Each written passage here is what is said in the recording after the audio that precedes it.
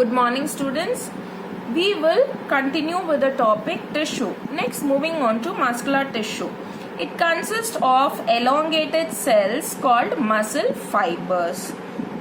So these elongated cells that make up the muscle tissue is known as muscle fiber, and it is responsible for movement in a body. If a body was just made up of bones and muscle tissue was not there or muscular tissue was not there, then movement wouldn't have been possible. It contains special type of protein called contractile protein, which causes the movement of muscles by contraction and relaxation. So the muscles contract and relax. How is it possible? It is possible because of certain proteins called as contractile protein. Those are actin and myosin. This is just for your information. Example of contractile proteins, actin and myosin. Under this we have three categories. One is striated muscles. These are known as voluntary muscles. It means these muscles are under our control. Since it is attached to our bones, it is also called as skeletal muscles.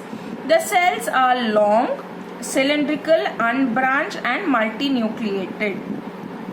Under microscope, it shows light and dark bands or striations.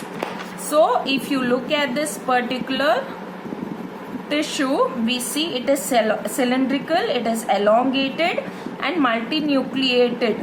Okay, it is multinucleated and they have got striations. One is dark band, the other one is light band. The dark band and the other one is light band. So that's how we can identify skeletal muscle under the microscope because of its striation. Next, moving on to unstriated muscle or smooth muscles. These are involuntary muscle. It means it is not under our control. The muscles of the digestive tract, right? The muscles that is surrounding the kidney. So these are not under our control. The cells are long with pointed end. These are actually spindle shaped. They have got the presence of nucleus. It is uninucleate and it is a living cell. This is with respect to smooth muscle. Cardiac muscles. These are involuntary muscles present only in our heart. So these muscles are present only in our heart. So they help in the contraction and relaxation of the heart. They are cylindrical and they are uninucleate and these are branched. If you look at the diagram carefully, these are branched and they are what is called as intercalated disc.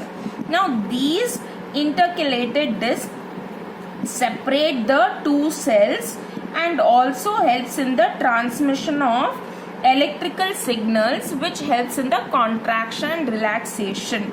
Intercalated disc join the two cells as well as helps in the transmission of electrical signals or impulse, which help in contraction and relaxation. You do see the presence of dark and light band. This is with respect to the muscular tissue. Next, moving on to the last tissue, that is nervous tissue. It has got the presence of, this is called as a cell body. From the cell body, you can see the dendrites or the branches that is arising. The cell body continues as what is known as axon.